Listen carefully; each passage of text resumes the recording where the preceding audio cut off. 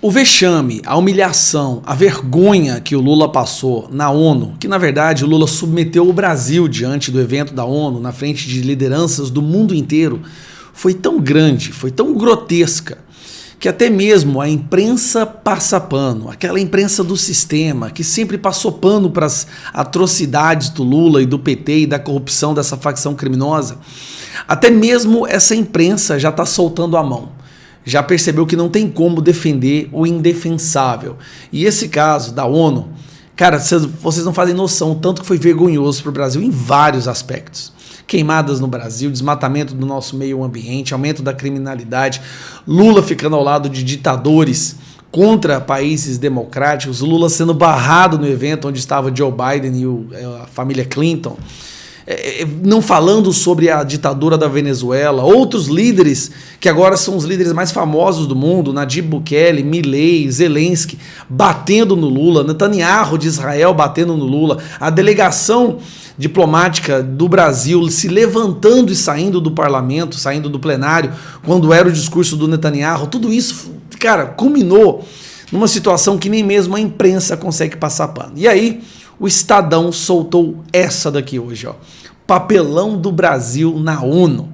Arrastado pelos ressentimentos anti-ocidentais de seu presidente, o Brasil abandona sua independência diplomática e seus valores democráticos para se alinhar ao eixo liderado por China, Rússia e Irã. Presta atenção.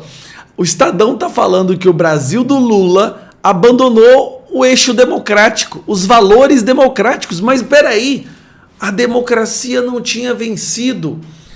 Pelo menos foi isso que a imprensa ficou contando pra gente. Vamos lá, dá uma olhada nisso aqui, como que eles bateram doído dessa vez. Sob o governo Lula, o Brasil abandonou quaisquer vestígios de independência na polarização geopolítica entre o eixo autocrático sino-russo-iraniano e as democracias ocidentais. A Assembleia Geral da ONU explicitou esse alinhamento. Sua imagem mais reveladora foi o boicote da delegação brasileira ao discurso do premier israelense Benjamin Netanyahu.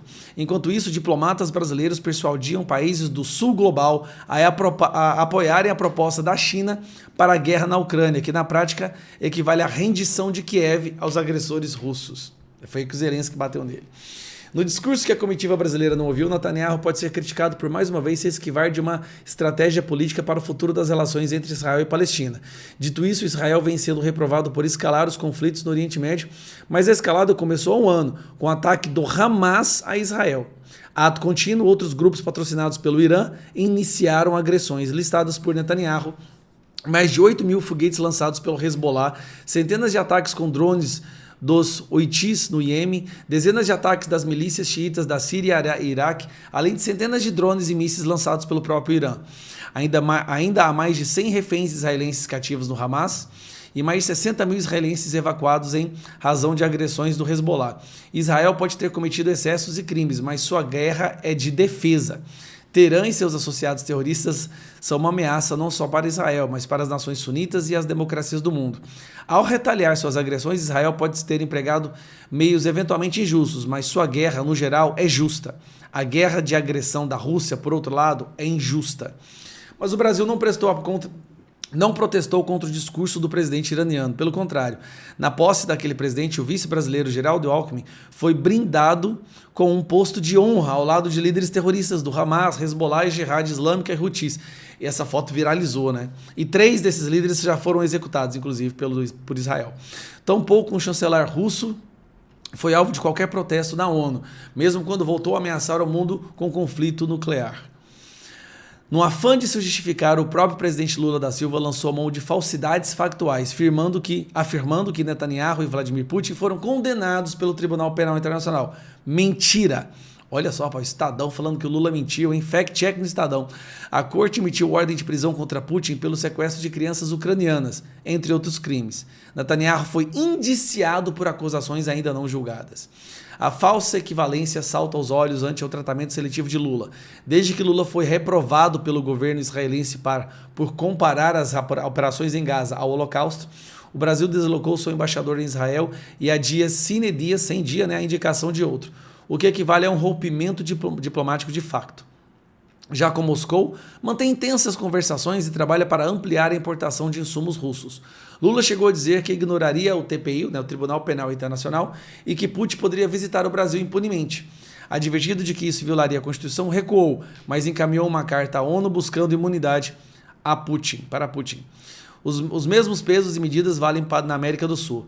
Pretextando ofensas pessoais, Lula se recusa a conversar com o presidente da Argentina, principal parceiro comercial e geopolítico, parceria comercial e geopolítica no Brasil na região. Mas quando se trata do peão sino-russo à Venezuela, mesmo com os calotes, descumprimentos de pactos patrocinados pelo Brasil, ameaças de invasão a um vizinho e roubos de eleições, e criminalização da oposição e até chacotas de Nicolás Maduro com o próprio Lula, o presidente continua a sustentar a perspectiva farsesca de mediar negociações entre governo e oposição. A Venezuela não foi citada uma só vez por Lula na ONU.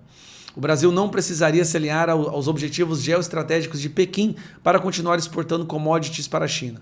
Mas o rancor anti-ocidental de Lula não só solapa valores comuns e desmoraliza a diplomacia brasileira, como põe em risco a importação de tecnologias críticas, ao começar pelas que sustentam o arsenal militar nacional. Não há pragmatismo que justifique esse alinhamento, é pura ideologia e da pior qualidade. Ou seja, Lula está se afastando de valores democráticos para se alinhar ao eixo China, Rússia e Irã. Então nós temos aqui ditadura e terrorismo. Esses são os três principais parceiros do Lula. Quem disse isso é o Estadão, a imprensa que ajudou a colocar Lula na presidência. Faz o L.